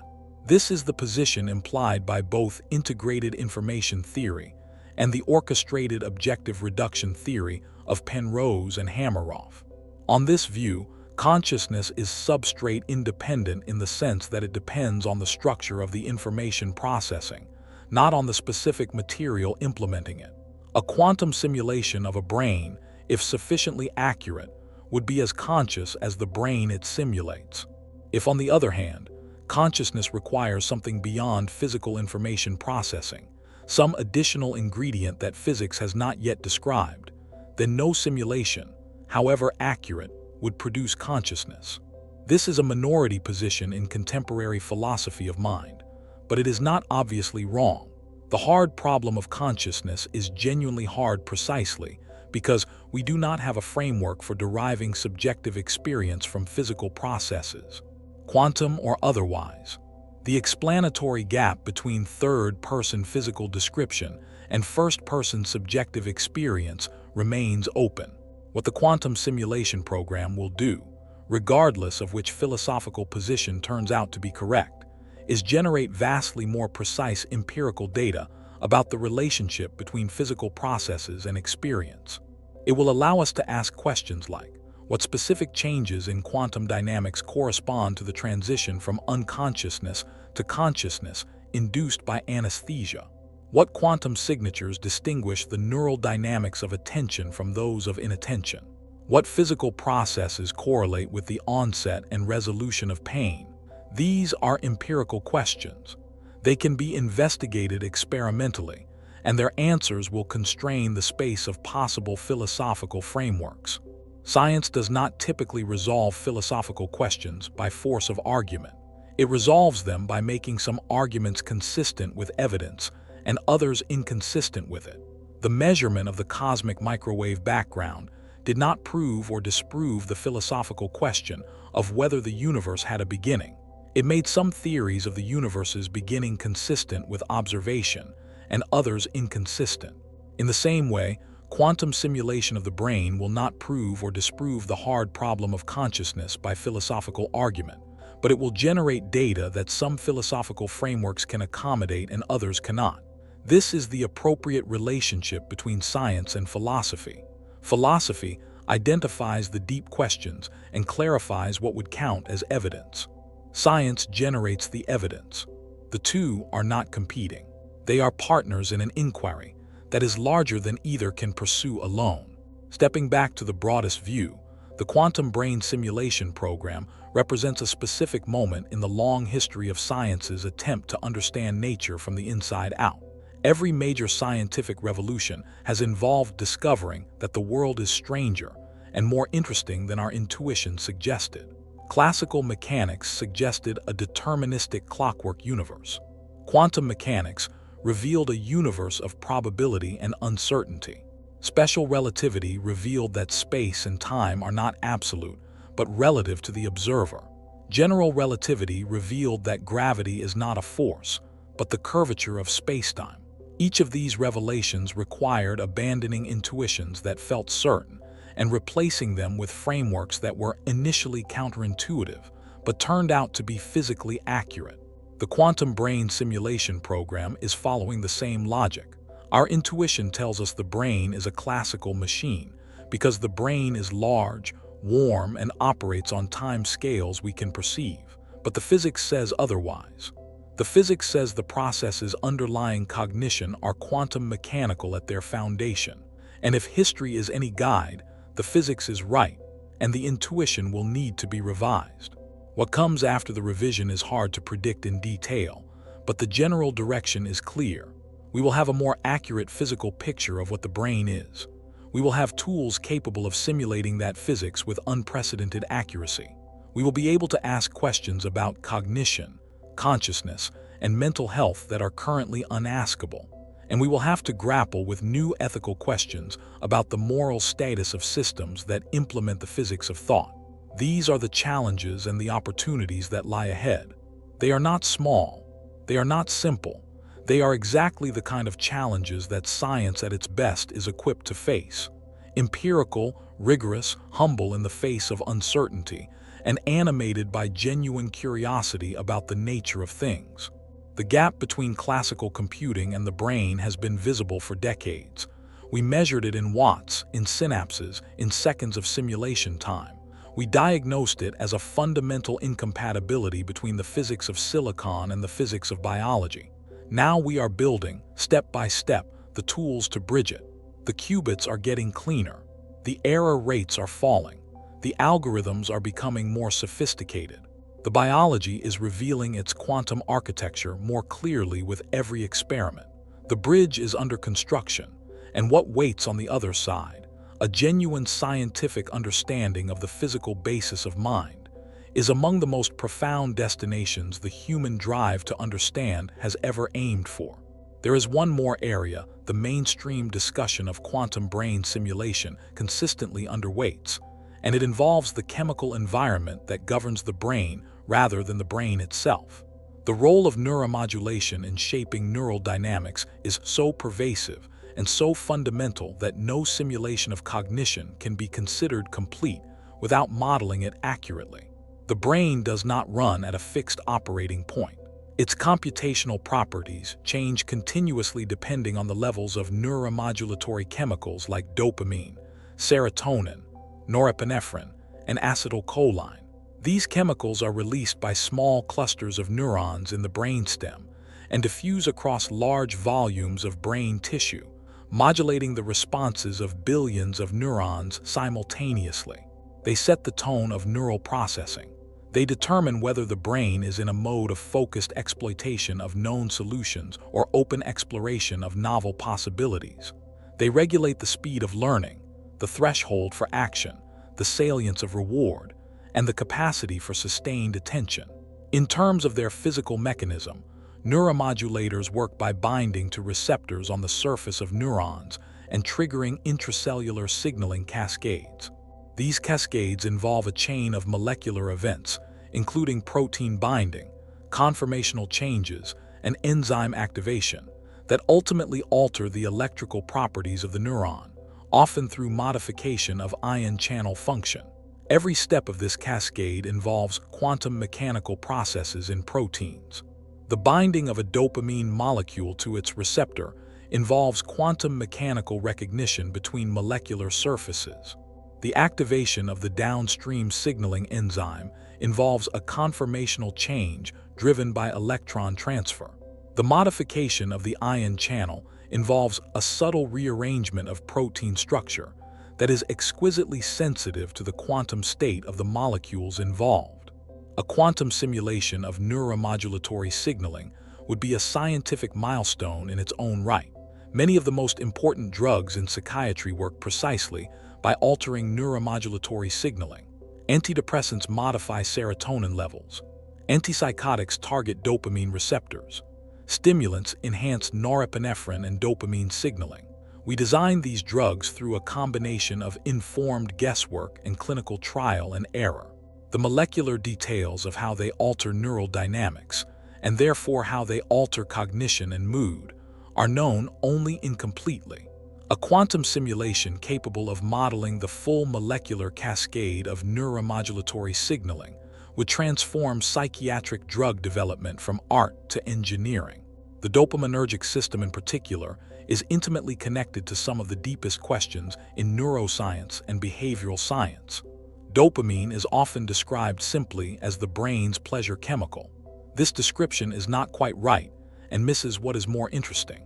Contemporary neuroscience understands dopamine as primarily a reward prediction error signal. Dopamine neurons fire not when something good happens, but when something better than expected happens. If the brain predicts that pressing a lever will yield no reward and a reward appears, dopamine neurons fire strongly. If the brain predicts a reward and the reward arrives exactly as predicted, dopamine neurons barely fire. If the brain predicts a reward and it does not appear, dopamine neurons are suppressed below baseline. This reward prediction error signal is what drives learning. It teaches the brain what patterns of action lead to better outcomes than expected, so those patterns can be reinforced. It is the engine of habit formation, skill acquisition, and motivated behavior, and it is exquisitely sensitive to the precise timing and magnitude of events. A change of a few milliseconds in the timing of a reward signal, or a change in the quantity of reward smaller than can be detected consciously, alters the dopamine signal and changes what the brain learns. The quantum mechanical sensitivity of the molecular machinery driving dopaminergic neurons may be part of what allows this system to detect such fine-grained differences in the timing and magnitude of reward. A quantum simulation of the dopaminergic system would allow researchers to test this hypothesis directly. Does the quantum noise in the molecular machinery create variability in the reward prediction error signal that corresponds to the observed variability in human learning? Does disrupting specific quantum mechanical steps in the signaling cascade alter the precision of reward learning in ways that match the symptoms of conditions like addiction, depression, and schizophrenia? These are empirically meaningful questions. Answering them would advance our understanding of the neuroscience of mental illness far beyond what current experimental techniques can achieve. There is a feedback loop between neuromodulation and the quantum dynamics of neural tissue that deserves special attention. Neuromodulators alter the expression of genes inside neurons, changing which proteins the neuron produces over timescales of hours and days. These changes in protein composition alter the quantum mechanical properties of the neuron's molecular machinery. The neuron that exists tomorrow is physically different from the neuron that exists today, because the pattern of activity it experienced today has changed its gene expression. This is the molecular substrate of memory. Long-term memory storage involves the synthesis of new proteins at specific synapses, proteins that structurally modify the synaptic connection to make it more or less efficient. The molecular events that trigger protein synthesis at specific synapses are exquisitely localized and exquisitely sensitive. A synaptic connection that carries a significant pattern of correlated activity is marked for structural modification, while neighboring connections carrying random or uncorrelated activity are not. This selectivity, the ability of the synapse to distinguish meaningful correlated activity from background noise, may depend on quantum mechanical processes that classical models cannot capture. The NMDA receptor, a specific type of glutamate receptor, plays a central role in this process. NMDA receptors act as coincidence detectors. They open only when two conditions are met simultaneously. The presynaptic neuron must release glutamate, and the postsynaptic neuron must already be depolarized by other inputs. This logical AND property is what allows the synapse to detect correlated activity. When the NMDA receptor opens, it allows calcium to flow into the postsynaptic spine. The calcium signal triggers the intracellular cascade that ultimately leads to protein synthesis and synaptic strengthening. The biophysics of the NMDA receptor are known in some detail. The opening of the NMDA receptor requires not just the binding of glutamate, but also the removal of a magnesium ion that normally blocks the channel. This magnesium block is relieved only when the postsynaptic membrane is sufficiently depolarized. The timing of this event, the precise moment at which depolarization is sufficient to relieve the magnesium block while glutamate is still bound, is determined by the quantum mechanical dynamics of ion binding and channel conformation. A quantum simulation of NMDA receptor function would generate predictions about the precision of synaptic coincidence detection that could be tested against electrophysiological measurements. It would also generate predictions about how specific mutations in the NMDA receptor, many of which are associated with schizophrenia and autism spectrum disorder, alter the coincidence detection process. This level of molecular detail is precisely what distinguishes quantum simulation from classical simulation. A classical model of memory can capture the statistical relationship between neural activity patterns and synaptic strength changes. A quantum simulation captures the underlying physical process that generates those statistics. The difference between a statistical model and a physical simulation is not just mathematical. It is the difference between describing what happens and understanding why it happens.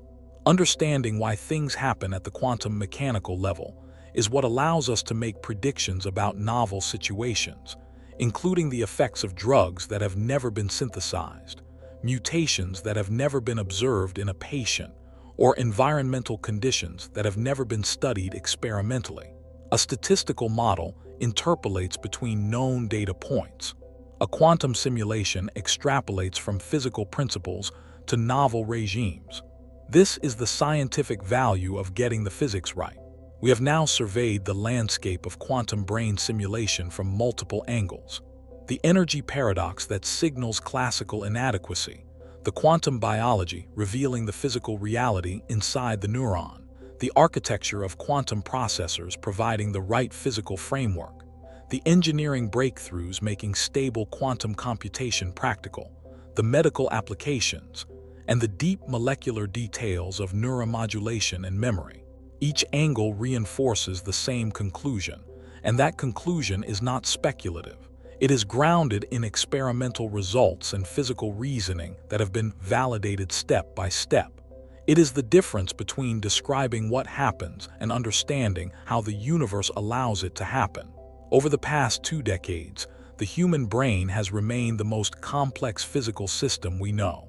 It is more intricate than any star, any weather system, or any ecological network. Its complexity arises not from the sheer number of its components, but from the richness of their interactions, and from the quantum mechanical precision with which those interactions are structured. We have been trying to simulate this system with tools that operate at a fundamentally different level of physical description. The mismatch has been visible for decades in every benchmark we have ever run, and every simulation we have failed to scale. Quantum computing is the first technology that operates at the correct level of physical description to address this mismatch. It is not a silver bullet. It is not a technology that will arrive complete and ready to use. It is a research frontier with all the uncertainty and difficulty that frontiers entail, but it is the right frontier. The physics says so, and the early results confirm it. The coming years will bring more results from quantum hardware platforms, more discoveries from quantum biology experiments, more demonstrations of quantum advantage for specific molecular simulation problems, and more refinements of the theoretical frameworks connecting quantum mechanics to neuroscience. Each of these developments will be a step toward the long-horizon goal of a real-time, physically faithful simulation of the human brain. When that goal is achieved, the scientific consequences will be profound. We will understand the brain as a physical system in a way that has never been possible before. We will be able to treat neurological and psychiatric diseases with a precision that is currently unimaginable. We will have brain-computer interfaces that are seamless extensions of biological cognition rather than clumsy prosthetics. And we will have confronted, with empirical tools rather than purely philosophical ones, the deepest question science has yet approached, the question of what makes physical matter into an experiencing mind. None of these outcomes are guaranteed. Science never guarantees outcomes. What it guarantees is that serious, careful, physically grounded inquiry will generate knowledge. The quantum brain simulation program is as serious, careful, and physically grounded as any scientific program currently underway. The brain is the universe's most intricate attempt to understand itself, and we are finally building the tools to help it succeed. Before we close, there is one more thread worth pulling, because it connects the physics of quantum computation to a question that is more personal than any of the others we have discussed. That question is about sleep. Every night, the human brain undergoes a process of dramatic reorganization. Synaptic connections that were active during the day are selectively pruned or strengthened. New proteins are synthesized at specific synapses. Waste products that accumulate during waking activity, including misfolded proteins like the beta amyloid associated with Alzheimer's disease, are cleared from the brain tissue through a system of fluid channels that is more active during sleep than during wakefulness. Memory traces formed during the day are consolidated through a process of replay, in which the patterns of activity that encoded a new experience are reactivated during slow-wave and rapid eye movement sleep. The neural dynamics of sleep are as complex and as important as the neural dynamics of waking cognition, and they are as poorly understood. The molecular mechanisms by which specific memories are selected for consolidation during sleep and others are allowed to decay are unknown in detail. The relationship between the oscillatory rhythms of sleeping brain activity and the molecular processes of synaptic modification that occur during these rhythms is known only in broad strokes. A quantum simulation of neural dynamics during sleep would be one of the most scientifically valuable experiments that could be run on such a platform. Sleep disturbances are associated with virtually every psychiatric and neurological condition. Chronic sleep deprivation is one of the most reliable ways to impair cognition and increase the risk of mental illness. The accumulation of amyloid during periods of insufficient sleep is one of the most compelling risk factors for Alzheimer's disease. Understanding the quantum mechanical details of what the brain is doing during sleep and why disrupting sleep disrupts health so severely could transform our ability to treat a vast range of conditions. It would also advance our understanding of consciousness from the negative space. Consciousness, whatever it is absent during dreamless sleep.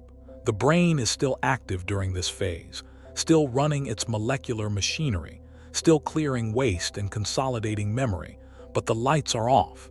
Something that is present during waking and during REM dreaming is absent during dreamless sleep. If quantum simulation can identify what physical process or what pattern of quantum dynamics is present in the conscious state and absent in the dreamless sleep state, that identification would be among the most significant findings in the history of neuroscience. This is a concrete experimental question. It is not asking the abstract philosophical question of what consciousness is. It is asking the physically precise question of what changes between the waking state and the dreamless sleep state that could account for the difference in conscious experience. A quantum simulation that accurately models both states and identifies the physical difference would provide the strongest empirical constraint ever placed on theories of consciousness. The circadian rhythm that governs the sleep-wake cycle is itself regulated by molecular processes that are explicitly quantum mechanical. The core of the circadian clock is a transcription-translation feedback loop involving proteins called clock, BMAL1, purr, and cry.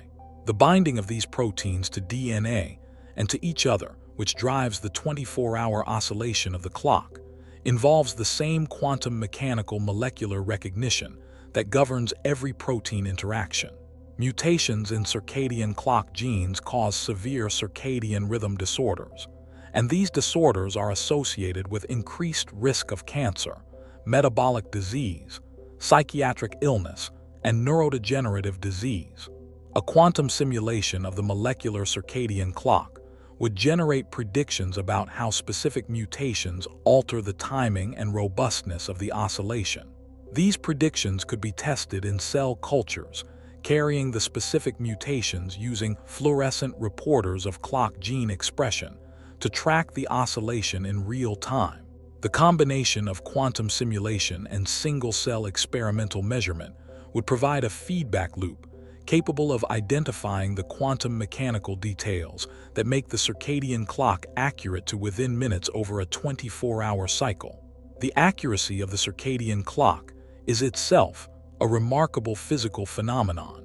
A molecular oscillator involving a small number of protein molecules managing to keep time with a precision that the most accurate classical mechanical clocks took decades of engineering refinement to achieve. The molecular noise that would be expected to cause drift in such a small molecular system is somehow suppressed. Whether quantum coherence plays a role in this noise suppression is an open question that a quantum simulation could address. We keep returning to the same theme because the data keeps pointing in the same direction. Every biological system we look at closely enough reveals quantum mechanical features that contribute to its function. The precision, efficiency, and flexibility of biological systems cannot be fully explained by classical chemistry. Quantum mechanics is the missing layer of physical description, and its absence from our computational models of biology, including the brain, is responsible for the gap between what our models predict and what our experiments observe. The closing of that gap is what the quantum brain simulation program is about. Not just the brain, not just medicine, the entire enterprise of understanding living systems at the level of their fundamental physics. This is the scientific frontier of the coming decades, and it is the frontier where the most significant discoveries about the nature of life, mind, and matter will be made. We are living in a remarkable moment. The combination of quantum hardware, quantum algorithms, experimental techniques in quantum biology, and theoretical advances in neuroscience has created an opportunity that did not exist a generation ago. The scientific and technological pieces are coming together in a way that makes previously impossible investigations possible. The questions have always been there. The tools are becoming real. The energy gap between the brain and the supercomputer was always a signal. It was nature's way of telling us that we were looking in the wrong direction. Quantum mechanics is the right direction. The brain knew this all along because it had no choice. It was built from physics, and physics is quantum. We are finally catching up. For everyone watching this story unfold, whether as a scientist working at its frontier or as someone trying to understand what it means, the message is the same. This is real. The physics is sound. The biology is consistent. The engineering is advancing. And what is being reached for, a genuine physical understanding of the mind, is among the most important goals that science has ever pursued. Pay attention to what comes next. It will be worth watching.